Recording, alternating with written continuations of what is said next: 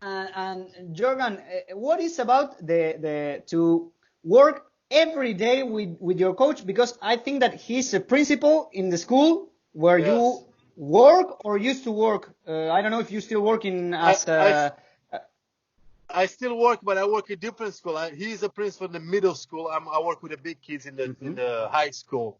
So the more and it's beautiful because the place I work is a lot of mix of people. I'm talking about Spanish, Portuguese, Cape Verde, and so that's cool because I can speak Portuguese, Cape Verde. I can speak a little Spanish. I pretend that I speak Spanish. So I deal good with the kids. So yeah, but we're not together all the time because I will lose my mind because he's so bossy. He's a principal. He thinks he's the boss. I don't. and how was the day after the Tafa fight in the school? Oh, dude, they did a big thing for me. They did a pepperelli stuff, and they do every year. And they bring like someone to the event. So they brought me in. They brought the mayor of the city, a bunch of important people, and then they brought me in. When they brought me in, that I had a stand ovation. All the kids went nuts and crazy. I had no idea that it was that big. That was very touchy moment for me because I didn't realize that all those kids looked up for me and they have me as a good example. Yorgan, you live in Fall River, Massachusetts, eh? Yep. Yeah. If you can tell us the history of your uncle, how he introduced you in this world of in the game fight in the United States. That's my little uncle. He's the one who convinced me to move from Portugal to MMA to America because he told me that. I told him my goal is fighting the K1. I love kickbox. That's what I want to do. He is the one who makes say, dude, you gotta come here. You gotta do MMA. This sport is growing. You're gonna be good. You're just gonna be learn how some jiu-jitsu, some wrestling, and you're gonna get to UFC. I promise you. You gotta switch.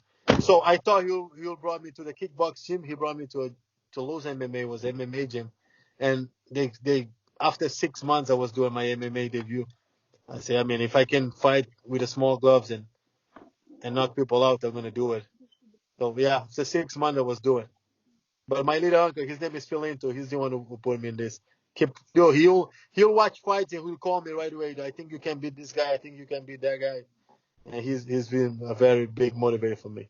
And you take him to the Tafa fight? He was on your corner that fight? Yeah, I brought him as I feel like I own him. I still own him a lot. So when we got a chance to fight, I say I'm gonna bring him to my UFC debut. He deserved it. I mean, he's been with me. He's so, and he's very he's that motivated guy. You know, he's a critic. He always said that don't call me fat, don't call me that I'm not working hard enough.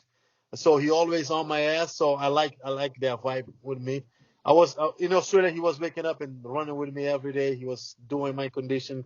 Was cool. I don't bring my family with me too. I like to bring my family with me to the event because they take me off that vibe of fight. And what did your uncle tell you after the KO?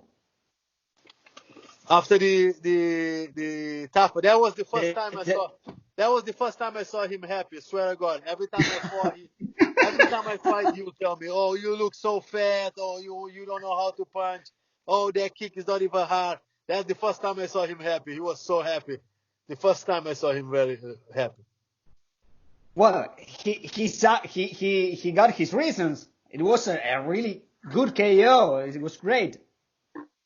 What should we expect from you in the next fight? Is there anything new that you have been working on?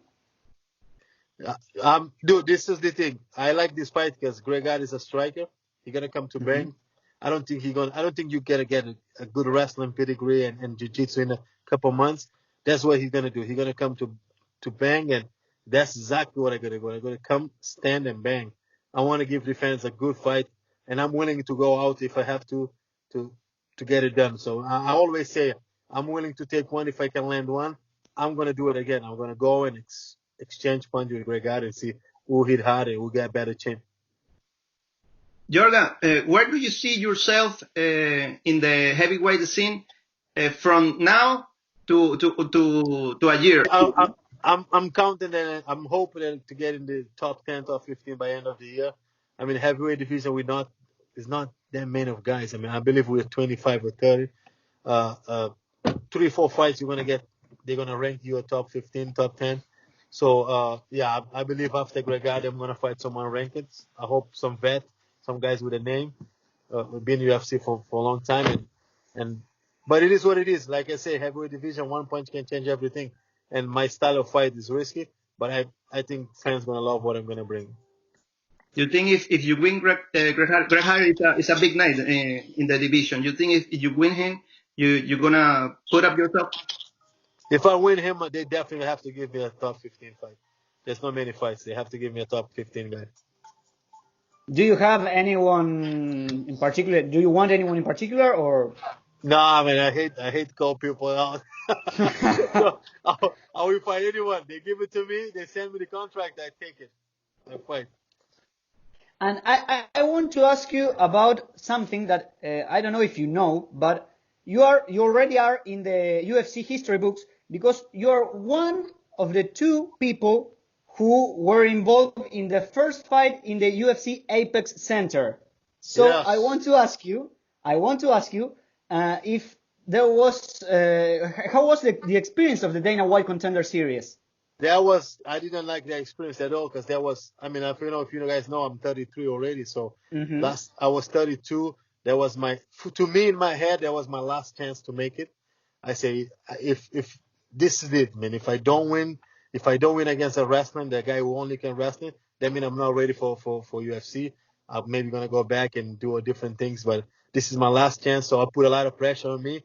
And that thing was close.